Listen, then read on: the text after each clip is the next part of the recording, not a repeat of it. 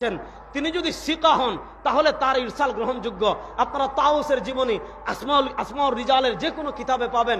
হযরত তাউস রাহিমাহুল্লাহ নবী করিম সাল্লাল্লাহু আলাইহি ওয়াসাল্লাম থেকে একটা হাদিস বর্ণনা করেছেন, যে হাদিস ইমাম আব্দুর রাজ্জাক আস-সানাআনী রাহিমাহুল্লাহ মুসান্নাফ আব্দুর রাজ্জাকে এনেছেন। নবী করিম সাল্লাল্লাহু আলাইহি ওয়াসাল্লাম তার উম্মাহকে একটা নির্দেশনা দিয়েছেন। সেই নির্দেশনা কি? নবী করিম সাল্লাল্লাহু আলাইহি ওয়াসাল্লাম নির্দেশনা দিয়েছেন, আমার উম্মতেরা শুনো, লা তাত্তাখিযু শাহরান ঈদা ওয়ালা তাত্তাখিযু ইয়াওমান ঈদা, লা তাত্তাখিযু শাহরান ঈদা ওয়ালা তাত্তাখিযু ইয়াওমান ঈদা। নবী করিম সাল্লাল্লাহু আলাইহি ওয়াসাল্লাম বলেন, আমার উম্মতেরা শুনো, লা তাত্তাখিযু শাহরান ঈদা, নিজেদের পক্ষ থেকে কোনো মাসকে ঈদ বানায়ো, বলেন না, নিজেদের পক্ষ থেকে কোনো মাসকে ঈদ বানায়ো। লা তাত্তাখিযু শাহরান ঈদা, নিজেদের পক্ষ থেকে কোনো শাহর কোনো মাসকে ঈদ বানায়ো না। ওয়ালা তাত্তাখিযু ইয়াওমান ঈদা, নিজেদের পক্ষ থেকে কোনো দিনকে ঈদ বানায়ো না, মাসকে ঈদ বানায়ো না, দিনকে ঈদ বানায়ো না। এবার বলেন, ও মুসলমান, ও তালিবুল ইলম, ও সচেতন মুসলমান, আমি আপনাদের কাছে জানতে চাই, আল্লাহ নবী সাল্লাল্লাহু আলাইহি ওয়াসাল্লাম আমাদেরকে নিজেদের পক্ষ থেকে ঈদ বানানোর অনুমতি দিয়েছেন না নিষেধ করেছেন? বলেন না, অনুমতি দিয়েছেন না নিষেধ করেছেন? আপনি লাতাইফুল মাআরিফে যান, ইমাম ইবনে রাজব হাম্বলী রাহিমাহুল্লাহ লেখা লাতাইফুল মাআরিফ ফিমা লিমাওয়াসিমিল আম মিনাল ওয়াযাইফ। ইমাম ইবনে রাজব হাম্বলী রাহিমাহুল্লাহ বলেছেন, এই হাদিস বর্ণনা করে ইমাম ইবনে রাজব হাম্বলী রাহিমাহুল্লাহ লাতাইফুল মাআরিফে বলেছেন, দিন ঈদ বানিয়েছেন, এর বাহিরে এটার কোনো ভিত্তি। এজন্য আমি আপনাদেরকে ইতিহাস বলি, শুনেন, যেহেতু মাদ্রাসার তালিবুল ইলম ভাইরা বেশি করে শুনেন। আমরা ইবনু দাকিক আল ঈদ রাহিমাহুল্লাহর কথা শুনেছি। ইবনু দাকিক আল ঈদ রাহিমাহুল্লাহ ইন্তেকাল করেছেন 702 হিজরিতে। আমরা তার আহকামের কিতাব আল ইমাম পড়ি, শরহুল ইমাম পড়ি। ইবনু দাকিক আল ঈদ রাহিমাহুল্লাহর একটা কিতাব আছে। ইবনু দাকিক আল ঈদ রাহিমাহুল্লাহ আজ থেকে 700 বছর আগের মানুষ, তিনি ইন্তেকাল করেছেন 702 হিজরিতে। ইবনু দাকিক আল ঈদ রাহিমাহুল্লাহ লিখিত একটা কিতাব আছে ইহকামুল আহকাম, শরহু উমদাতুল আহকাম।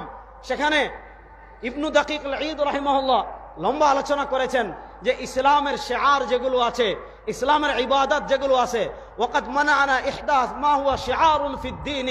ইমাম ইবনু দাকিক আল ঈদ রাহিমাহুল্লাহ বলেছেন যে ইসলামের শিআর যেগুলো আছে এগুলো আমাদের পক্ষ থেকে আবিষ্কার করার, নিজেদের পক্ষ থেকে গবেষণা করে আবিষ্কার করার কোনো সুযোগ নাই। বুঝতেছেন কথা? নিজেদের পক্ষ থেকে গবেষণা করে আবিষ্কার করার কোনো সুযোগ নাই। তাহলে যেমন ঈদুল গাদির, উনি উপমা দিয়েছেন ঈদে গাদিরের, কার রাওয়াফিদি, যেমন রাফিদির আমরা চিনি। ইসলামের ইতিহাসে একটা জঘন্য ফিরকা আছে রাফিদি, রাশিয়াদের রাফিদি ফিরকা। রাফিদি ফিরকার আকীদা কি? খুব সহজ করে বুঝেন। রাফিদি ফিরকার আকীদা হলো তাফযীল আলী আলা শাইখাইন, অর্থাৎ হযরত আবু বকর সিদ্দিক রাদিয়াল্লাহু তাআলা আনহু এবং ওমর ইবনুল খাত্তাব রাদিয়াল্লাহু তাআলা আনহু থেকেও হযরত আলী রাদিয়াল্লাহু তাআলা আনহু খেলাফতের বেশি হকদার। বলেন নাউজুবিল্লাহ।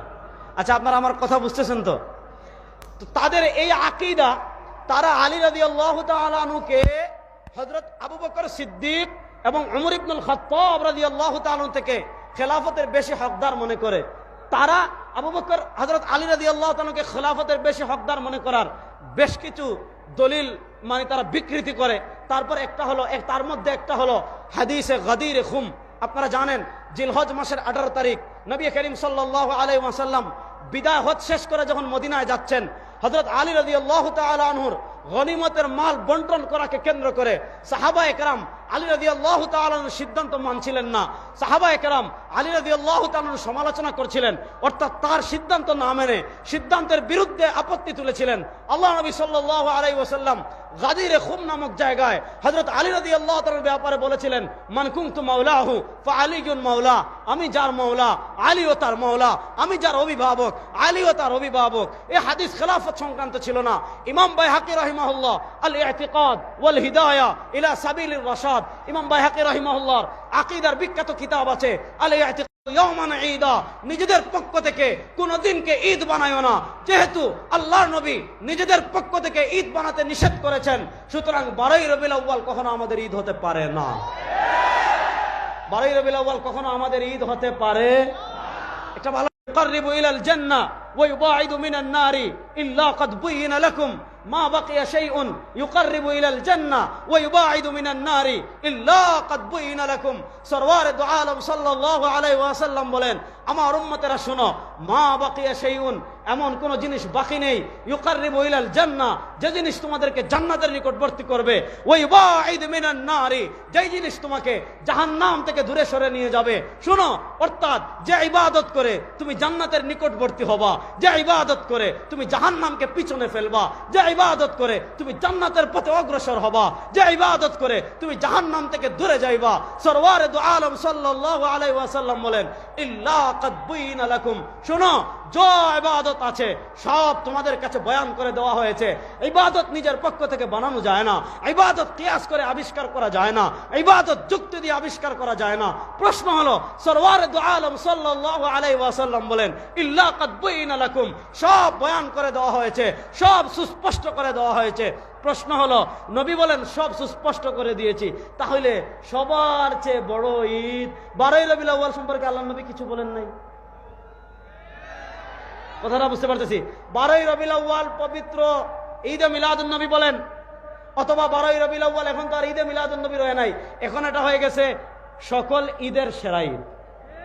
তো প্রশ্ন হলো, আল্লাহ নবী সাল্লাল্লাহু আলাইহি ওয়াসাল্লাম নামাজ শিখালেন, ঈদ শিখালেন, হজ শিখালেন, যাকাত শিখালেন, শরীয়ত শিখালেন, ইসলাম শিখালেন, সাইয়্যিদুল আয়াত সম্পর্কে কিছু শিখালেন না। তাহলে প্রশ্ন হলো, আল্লাহ নবী ইসলাম কি তাহলে আমাদের থেকে কিছু লুকিয়ে গিয়েছেন? পড়ে নাউজুবিল্লাহ। দেখেন, আমরা ফিকহে হানাফিকে ফলো করি, খুব ভালো করে বুঝবেন তালিবুল ইলম ভাইরা। ফিকহে হানাফির মৌলিক স্তম্ভ হলো 4টা। বলেন কয়টা? একটু জোরে বলেন না, কয়টা? লম্বা আলোচনার সুযোগ নাই। ইমাম ইবনু আবিল আওয়াম রাহিমাহুল্লাহ ফাদাইলু আবি হানিফা ও আখবার তালিবুল ইলম ভাইরা পড়বেন। ইমাম ইবনু হাজার হাইতামি ইন্তেকাল করেছেন সম্ভবত 963 বা এই ধরনের, 963 হিজরিতে। ইমাম ইবনু হাজার হাইতামি রাহিমাহুল্লাহ একটা কিতাব লিখেছেন, আল খায়রাতুল হিসান ফি মানাকিবিল ইমামিল আযম আবি হানিফাত আন-নু'মান। আল খায়রাতুল হিসান ফি মানাকিবিল ইমামিল আযম আবি হানিফাত আন-নু'মান। ওইটার সম্ভবত 62 অথবা 64 নম্বর পৃষ্ঠায় ইমাম ইবনু হাজার হাইতামি রাহিমাহুল্লাহ একটা পরিচ্ছেদ প্রতিষ্ঠা করেছেন। ওই পরিচ্ছেদের নাম হলো ফিমা বানা আলাইহি মাযহাবাহু, ফিমা বানা আলাইহি মাযহাবাহু। ইমামে আযম আবু হানিফা রাহিমাহুল্লাহর মাযহাবের ভিত্তি ছিল কয়টা জিনিসের উপর? এখানে ইমাম ইবনু হাজার হাইতামি রাহিমাহুল্লাহ বলেছেন, قد روي عن ابي حنيفه من طرق كثيره। ইমামে আযম আবু হানিফা রাহিমাহুল্লাহ থেকে অনেকগুলো সনদে বর্ণিত হয়েছে যে ইমামে আযম আবু হানিফা রাহিমাহুল্লাহ বলেন, আখুযু বিকিতাবিল্লাহ, আমি ফিকহে হানাফির 1 নম্বর স্তম্ভ রেখেছি আল্লাহর কোরআনের উপর। বলেন ফিকহে হানাফির 1 নম্বর স্তম্ভ? বড় কথা বলে না। ফিকহে হানাফির 1 নম্বর স্তম্ভ? সবাই বলেন না। ফিকহে হানাফির 1 নম্বর স্তম্ভ ফাইল্লা মাজিদ। ইমামে আযম আবু হানিফা রাহিমাহুল্লাহ বলেন, যদি শরিয়ার এমন কোন বিষয় আসে, এমন কোন মাসআলা আসে যেটা আমি তাতাব্বু তালাশ অনুসন্ধান করে আমি কোরআনে পেলাম না, আমি কোথায় যাব? ইমামে আযম আবু হানিফা রাহিমাহুল্লাহ বলেন, ফাইল্লা মাজিদ ফাবিসুন্নতি রাসূলিহি, আমি যদি কোরআনে না পাই আমি নবী করিম সাল্লাল্লাহু আলাইহি ওয়াসাল্লামের সুন্নাহে যাব। আমি যদি সুন্নাহে না পাই তাহলে সাহাবায়ে কেরামের কাছে যাব। আমি যদি সাহাবায়ে কেরামের কাছে না পাই, ফাইদান তাহাল আম ইলা আমির ওয়া শাবি ওয়া আতা আজতাহিদু কামা ইজতাহাদু হুম রিজাল ওয়া নাহনু রিজাল। যদি কোরআনেও না পাই, যদি হাদিসেও না পাই, যদি সাহাবায়ে কেরামে না পাই, যদি বিষয়টা তাবিঈদের পর্যন্ত আসে, তাহলে অন্যান্য তাবিঈরা যেমন ইজতিহাদ করেছেন আমিও তেমন ইজতিহাদ করব। তারাও মুজতাহিদ, আমিও মুজতাহিদ। এজন্য ইমামে আযম আবু হানিফা রাহিমাহুল্লাহ ইজতিহাদের দিকে আসেন কখন?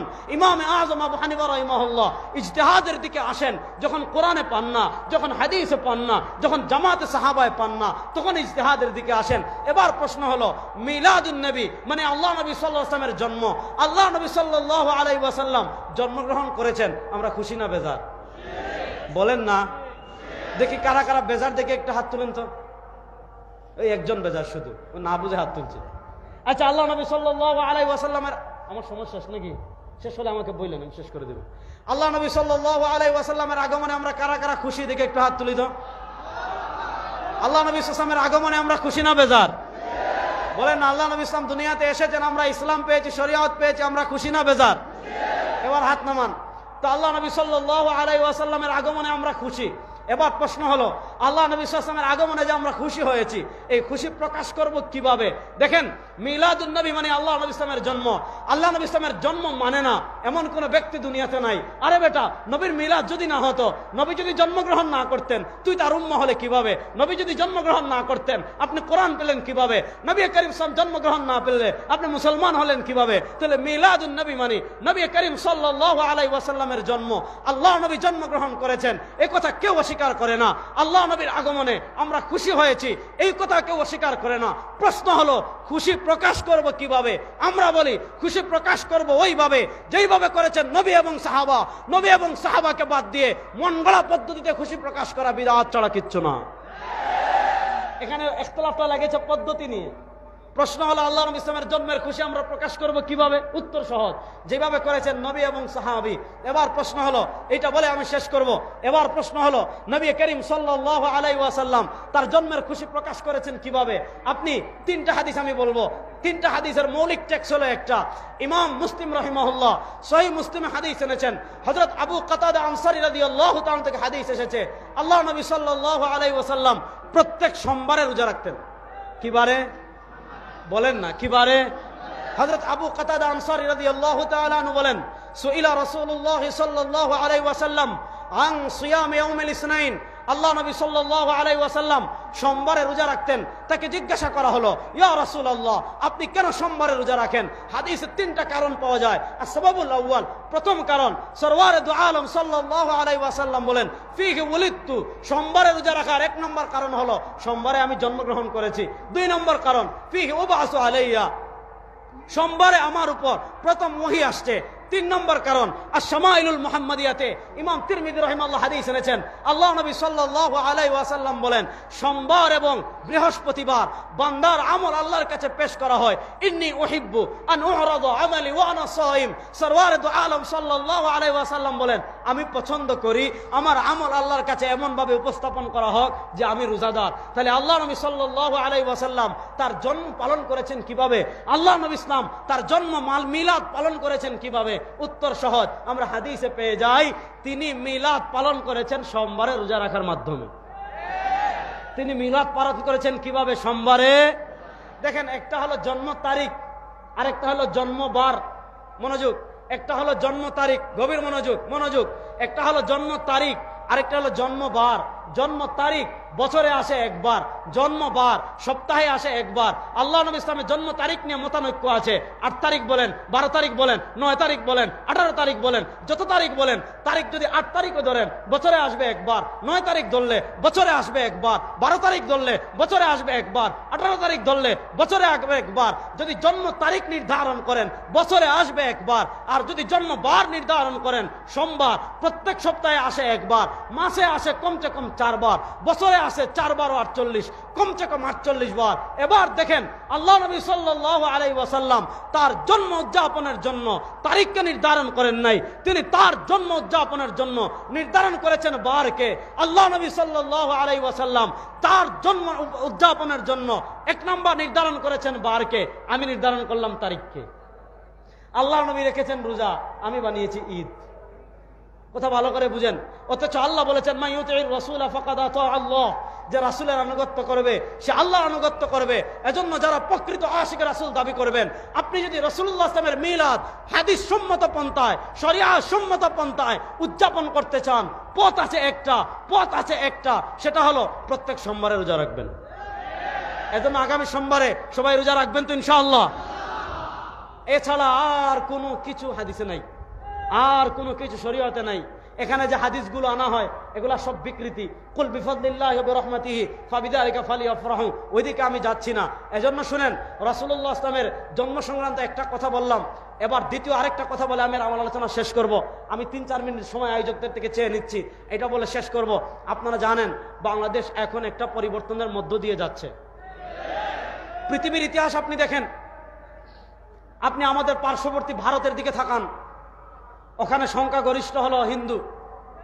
যেহেতু সংখ্যাগরিষ্ঠ হলো হিন্দু, সেখানে হিন্দুদের ধর্মীয় বিরোধী কোনো আইন হয় না। হিন্দুদের, তাদের যে সংখ্যাগরিষ্ঠ মানুষ, তাদের চেতনার বাহিরে গিয়ে কোনো আইন হয় না। আপনি আমাদের আরেক পার্শ্ববর্তী রাষ্ট্র মিয়ানমারের দিকে তাকান, মিয়ানমারে হলো সংখ্যাগরিষ্ঠ হলো বৌদ্ধরা সংখ্যাগরিষ্ঠ হওয়ার কারণে রাষ্ট্রীয় সুবিধা পায়। আপনি যদি ইসরায়েলের দিকে তাকান, ইসরায়েলে হলো সংখ্যাগরিষ্ঠ হলো ইয়াহুদি ধর্মের বিরুদ্ধে কোনো আইন হয় না। আপনি ইউরোপ আমেরিকার দিকে তাকান, ইউরোপ আমেরিকায় আপনারা দেখেছেন সংখ্যাগরিষ্ঠ হলো কারা? সংখ্যাগরিষ্ঠ হলো খ্রিস্টানরা। সেখানে খ্রিস্ট ধর্মের বিরুদ্ধে কোনো আইন হয় না। আপনারা জানেন বাংলাদেশে বৈষম্য বিরোধী আন্দোলন হয়েছে। বৈষম্য বিরোধী আন্দোলন ছাত্ররা যেমন করেছে, মাদ্রাসার ছাত্ররাও তেমন করেছে, ইসলামী সংগঠনগুলো তেমন করেছে। আমরা শুরু থেকে শেষ পর্যন্ত মাঠে ছিলাম। সুতরাং আমরা চাই এই বাংলাদেশে যেমন স্কুল কলেজের ছাত্রের সাথে বৈষম্য মানা হয় নাই, আমরা পরিষ্কার ভাষায় বলতে চাই এই দেশের সংখ্যাগরিষ্ঠ মুসলমানের সাথে কোনো বৈষম্য এই দেশে মানা হবে না ইনশাআল্লাহ। সংখ্যাগরিষ্ঠ মুসলমানের তাহজিব তামাদ্দুন পরিপন্থী, তাহজিব পরিপন্থী, আকীদা পরিপন্থী, ঈমান পরিপন্থী, ইসলাম পরিপন্থী, কোরআন পরিপন্থী, হাদিস পরিপন্থী কোন আইন কোন। আমি আওয়ামী লীগ পতনের আগে সম্ভবত গত বছর আমাদের পোলোগ্রাউন্ড মাঠে, চট্টগ্রাম পোলোগ্রাউন্ডে আমি বক্তৃতা করেছিলাম। সেখানে আমি বলেছিলাম যে ফ্যাসিস্ট আওয়ামী লীগ এই 15 বছরে আমাদের তাহজিব তামাদ্দুনের বিরুদ্ধে যত কাজ করে গিয়েছে, যতটা ধ্বংস করে গিয়েছে, আফগানিস্তানে আমেরিকা 20 বছর যুদ্ধ করে অতটা করতে পারে নাই। এর ভিতর সবচেয়ে বড় ধ্বংস তারা কি করেছে আপনারা জানেন? কামাল আতাতুর্ক তুরস্কে ক্ষমতায় ছিল মাত্র কয়দিন? 1924 থেকে 1938। ভালো করে বুঝবেন, 1924 থেকে 1938 এই 14 বছরের ক্ষমতায় কামাল আতাতুর্ক কি করেছিল জানেন?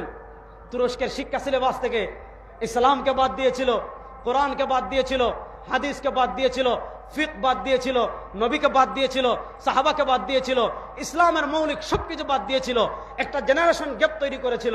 এই শিক্ষা সিলেবাসে পড়ে যারা বড় হয়েছিল তাদের ভিতরে ইসলামও নাই, কোরআনও নাই, হাদিসও নাই। সুতরাং ফ্যাসিস্ট আওয়ামী লীগ আধিপত্যবাদী ভারতের রড টাকা খেয়ে এদেশের তাহজিব তামাদ্দুন, কোরআন সুন্নাহ হাদিস বিরোধী যে শিক্ষা সিলেবাস 2021 প্রণয়ন করেছে, এই দেশে পরাজিত ফ্যাসিস্টদের সেই শিক্ষা সিলেবাস আর আমরা দেখতে চাই না। সেই ফ্যাসিস্ট আওয়ামী লীগের শিক্ষা সিলেবাস এই দেশে বাতিল করতে হবে। আপনারা জানেন তারা নানা শব্দ দিয়ে, নানা শব্দের মার পেছে আমাদের সমাজে তারা LGBT, তারা সমকামিতাকে ডিকৃত যৌনাচারকে আমাদের দেশে স্টাবলিশ করতে চাচ্ছে। আমরা এই পরাজিত বাংলাদেশ আর নাই, ফ্যাসিস্ট বাংলাদেশ আর নাই। এখন স্বাধীন বাংলাদেশ, ছাত্র জনতা ইমানদারদের রক্তে অর্জিত স্বাধীন বাংলাদেশ।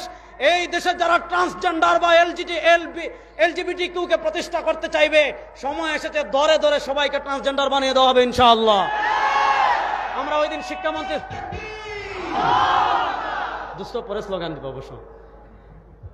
আমরা শোনেন ওই দিন শিক্ষা সিলেবাস নিয়ে আমরা শিক্ষামন্ত্রীর সাথে দেখা করেছি। আমরা 500 পৃষ্ঠার গবেষণাপত্র দিয়ে এসেছি যে ফ্যাসিস্ট আওয়ামী লীগ 2011 সালে শিক্ষা সিলেবাসে যে পরিবর্তন করেছে, বিকৃতি করেছে।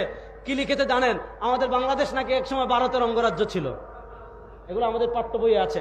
তো আমরা বলে এসেছি যে শুনেন, আপনারা যে অন্তর্বর্তীকালীন ক্ষমতায় সরকার আছেন, আপনাদের পায়ের তলার মাটি কিন্তু আমরা, আপনাদের পায়ের তলার মাটি কিন্তু আওয়ামী লীগ না, আপনাদের পায়ের তলার মাটি কিন্তু নাস্তিক না, আপনাদের পায়ের তলার মাটি কিন্তু বামপন্থী শাহবাগীরা না। আপনারা কিন্তু ক্ষমতায় যে শক্তির উপর ভর করে দাঁড়িয়ে আছেন, সেই শক্তি হলো দেশপ্রেমিক সাধারণ মুসলমান। সুতরাং আমরা বলে এসেছি, এই দেশপ্রেমিক সাধারণ মুসলমানের তাহজিব তামাদ্দুন, কোরআন সুন্নাহ আকীদা বিরোধী শিক্ষা সিলেবাস যদি আবার বাংলাদেশের মানুষের উপর চাপিয়ে দেওয়ার চেষ্টা করা হয়, আপনাদের পায়ের তলায় মাটি থাকবে না বলে গেলাম ইনশাআল্লাহ। সুতরাং আমাদের শিক্ষা সিলেবাসে, আপনি আমাদের শিক্ষা সিলেবাসে মহাত্মা গান্ধীর জীবনী পড়াবেন, শেখ মুজিবের জীবনী পড়াবেন, অমুকের জীবনী পড়াবেন, আর আমাদের শিক্ষা সিলেবাসে পৃথিবীর শ্রেষ্ঠ মানুষ সরওয়ারে দো আলমের জীবনী থাকবে না, আবু বকরের জীবনী থাকবে না, ওমরের জীবনী থাকবে না, উসমানের জীবনী থাকবে না, আলীর জীবনী থাকবে না। ওই শিক্ষা সিলেবাস আর এই দেশে চলতে দেওয়া হবে না ইনশাআল্লাহ। সুতরাং যারা যেই জায়গায় আছেন এই শিক্ষা সিলেবাসের বিরুদ্ধে আওয়াজ উঠাবেন, কমসে কম 2012 শিক্ষা সিলেবাসে ফিরে যাবেন, অথবা তার আগে যাবেন। 2021 সালে যে শিক্ষা সিলেবাস হয়েছে এটা আর চলতে দেওয়া হবে না। আগামী কিছুদিন পরে নতুন বই আসবে, আমরা পর্যালোচনা করছি। যদি দেখি পরিবর্তন না হয়েছে, বাংলাদেশে এমন আগুন জ্বালিয়ে দেওয়া হবে বঙ্গোপসাগরের পানি দিয়েও নিভাতে পারবেন না ইনশাআল্লাহ। আবার দেখা হবে, কথা হবে। আল্লাহ সবাইকে ভালো রাখুক, সুস্থ রাখুক। ইন আসাবতু ফামিনাল্লাহ ওয়া ইন আখতাতু ফামিন্নি ওয়া মিনাশ শাইতান। সুবহানাকাল্লাহুম্মা ওয়া বিহামদিকা আশহাদু আল্লা ইলাহা ইল্লা আনতা আস্তাগফিরুকা ওয়া আতুবু ইলাইক। আসসালামু আলাইকুম ওয়া রাহমাতুল্লাহি ওয়া বারাকাতুহু। সকলে বলি মাশাআল্লাহ। হযরত আমাদের সামনে গুরুত্বপূর্ণ আলোচনা করেছেন। এই